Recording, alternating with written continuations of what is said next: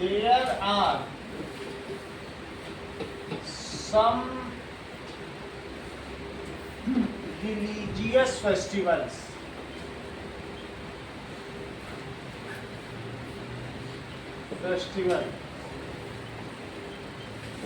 in which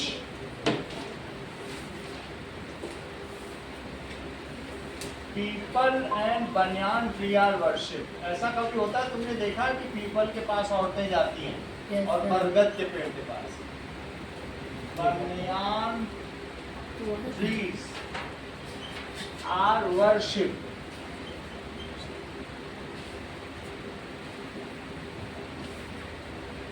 इन छठ पूजा, छठ पूजा में क्या होता है?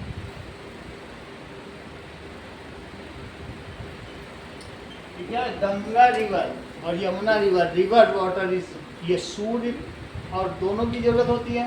Sun is worship, sun and river are worship.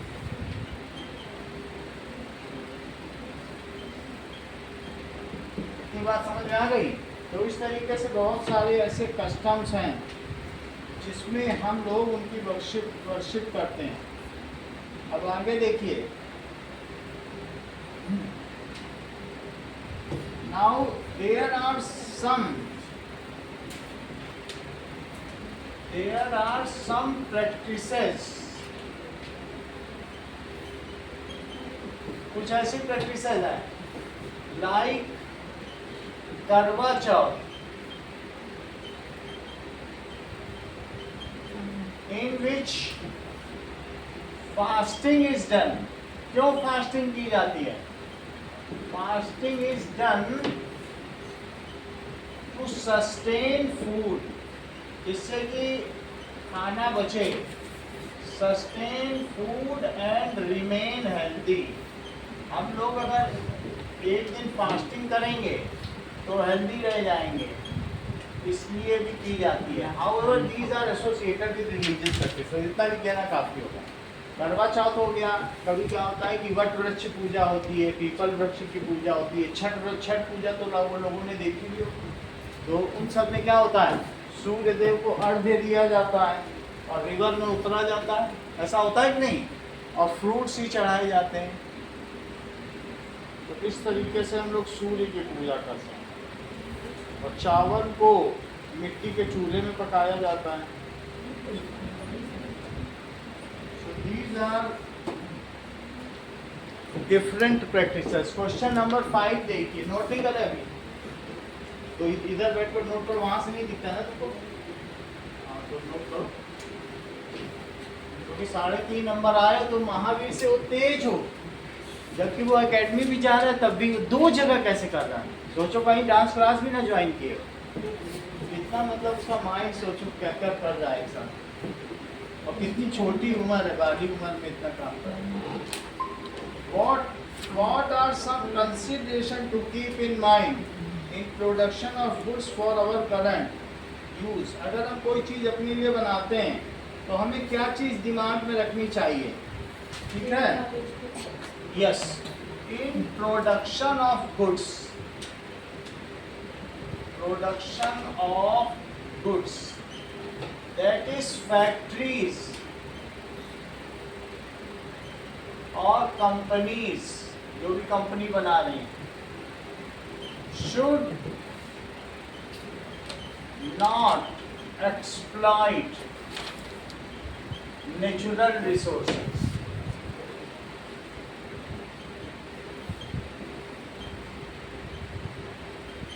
They should use green energy, ठीक है, फॉर प्रोडक्शन। ऐसा नहीं बहुत कोयला जला रहे हैं, उनको बिस्किट बनाना है कोयले में बनाना है, सब धुआं कर दिया, वो ठीक रहेगा क्या?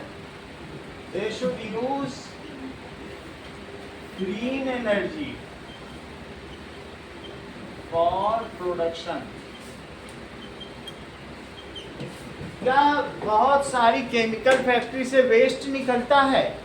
The waste is not to be drained in nearby water bodies without proper treatment। अगर बिना ट्रीटमेंट को उसको डाल दो कि सारा गंगा यमुना का पानी गंदा हो जाएगा। वो बात समझ में आ गई? तो whatever waste is produce, Shivansh देखो इन लोगों को ठीक दिख रहा है जो ऑनलाइन है, इसमें वीडियो पूरा आ रहा है सर ऊपर का नहीं आ रहा है। तो ठीक है, तो थोड़ा सा ऊपर कर दो,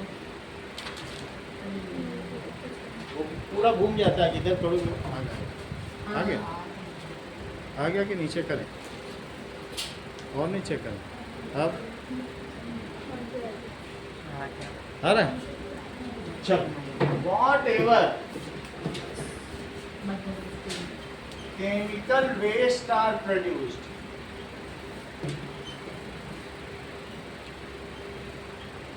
प्रोड्यूस होता है by factories, it is not to be drained, इसे किसमें ड्रेन नहीं करना चाहिए Mahavir, it is not to be drained। इसकी तुम्हारी स्पेलिंग बहुत गलत होती है, स्पेलिंग पे ध्यान दो वरना तुम ही टॉपर हो। It is not to be drained in water bodies without proper treatment।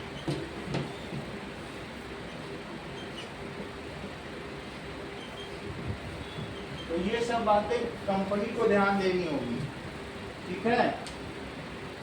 From chimneys if harmful gases are, brick working देखी है तुमने, कभी कभी ऐसा होता है फैक्ट्री में चिमनी होती है, उससे धुआं निकलता है, कुछ बॉइलिंग होती है, कपड़ा धुलता है, तो from chimney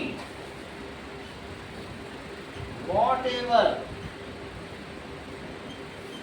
gases are produce, release होती हैं, रिलीज, उसका प्रॉपर प्रेसिपिटेशन होना चाहिए, जिससे NO2 SO2 जो नाइट्रोजन डाइऑक्साइड है वो सब उसी में सोख ली जाए, सिर्फ CO2 निकले, समझे दिव्या, मतलब सारी गैस ना निकले हवा में। एसिडिक गैस को उसके लिए प्रेसिपिटेटर होता है, चूने की उसकी कोटिंग होती है, तो उसमें वो एब्जॉर्ब हो जाती है और फिर CO2 निकलती है।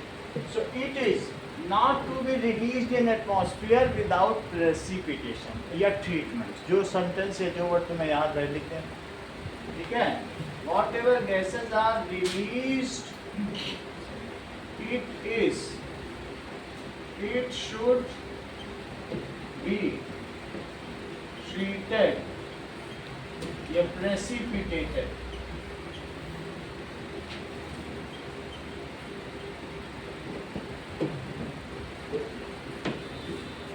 उसे करना चाहिए, ये सारे काम हमें करना चाहिए, ठीक है। They should adopt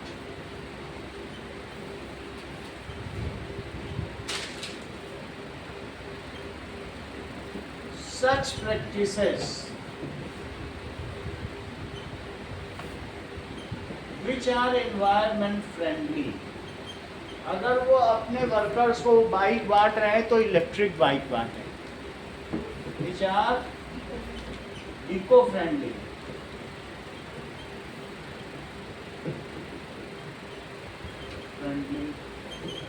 ठीक है, अब हम लोग अगले चैप्टर पर आते हैं, रीशेपिंग इंडिया पॉलिटिकल मैप।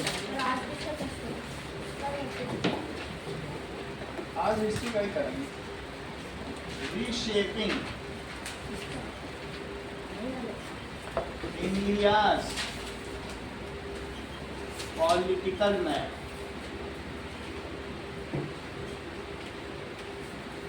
चलो चैप्टर नंबर 2 पे आओ। तो पहले पेज में क्या दिखाया गया है बोलो? कुतुब मीनार। हमारे देश में बहुत अलग अलग काल रहे हैं। एक चंद्रगुप्त मौर्य साम्राज्य रहा है, गुप्त साम्राज्य रहा है, कभी नाम सुना है आप लोगों ने? चेर साम्राज्य रहा है, चोल साम्राज्य है, चेदी है, पल्लव है, चालुक्य है, और ठीक है। इसके अलावा जो हमारे कृष्णदेव राय का कौन सा था?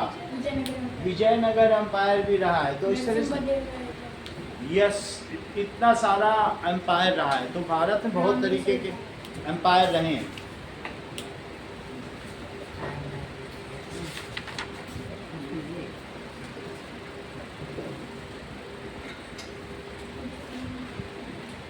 अब तो एम्पायर रह नहीं गए, अंपायर अब सिर्फ क्रिकेट में देखने को मिलते हैं, अदरवाइज कहाँ कोई अंपायर। चलो, तो तुमने ये देखा कितना अच्छा, ये कुतुब मीनार का चित्र देख रहे हो कितना सुंदर है। अब आगे देखिए नेक्स्ट पेज पे हम लोग देखेंगे कि सबसे पहला जो हमारा हिस्ट्री है वो दिल्ली सल्तनत का। तो दिल्ली सल्तनत को देखें। उसके पहले पृथ्वीराज चौहान हमारे यहाँ राज्य किया करते थे। अब जरा देखिए, सो टाइम लाइन ऑफ दिल्ली सल्तनत। चलिए,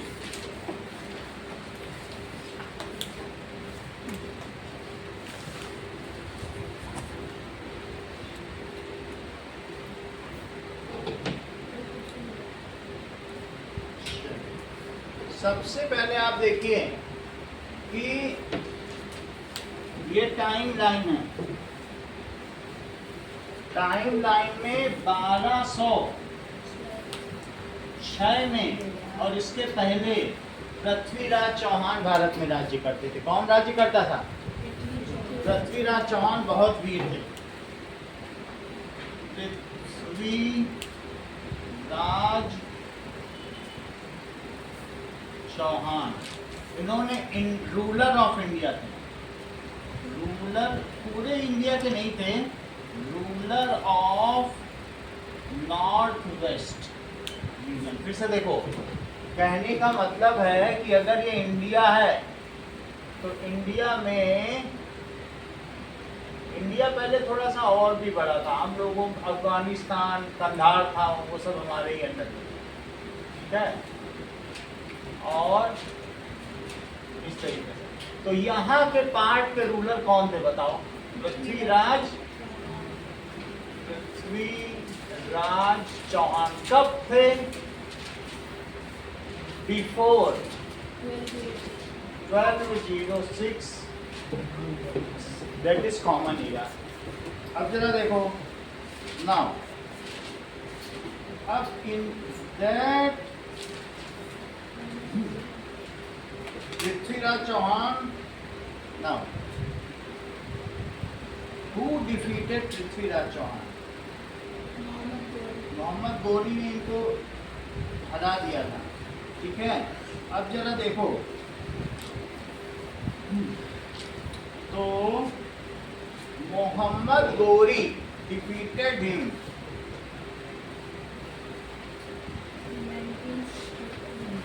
फिर से देखें, who was ruler of northwest India in 1206?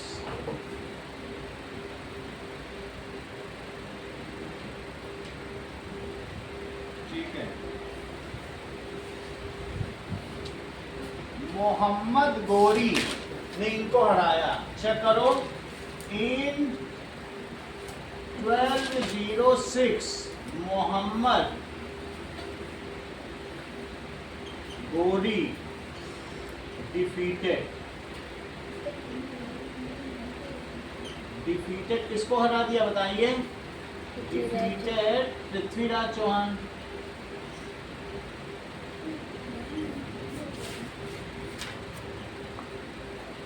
ठीक है, कितनी बात? अब यहाँ पर देखिए कि कई चीजें हैं कि 1191 मेरा बुक में चेक करो कब आया है, बुक में दिया है कुछ। 1191 की भी बात की जा रही है। फिर इसके बाद हराने के बाद अब जरा देखिए कुछ चीजें बताएं आपको। When मोहम्मद गौरी डिफीटेड पृथ्वीराज चौहान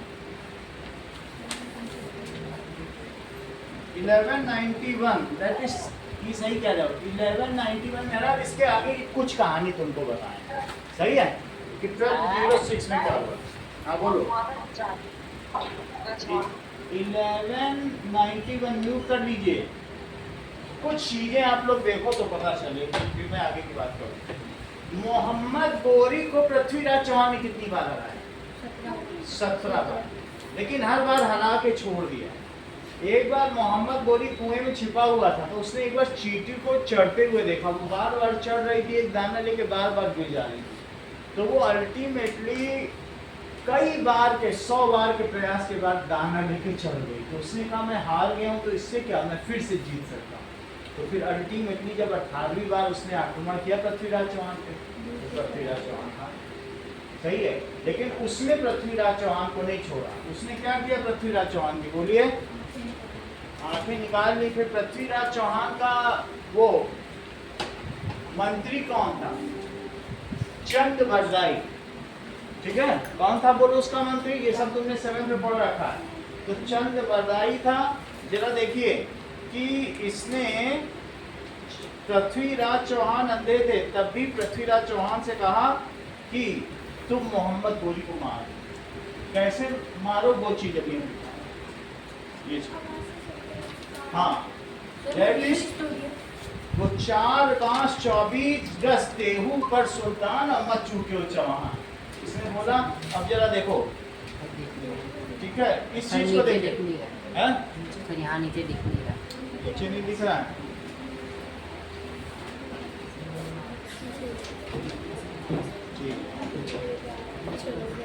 और इधर करें और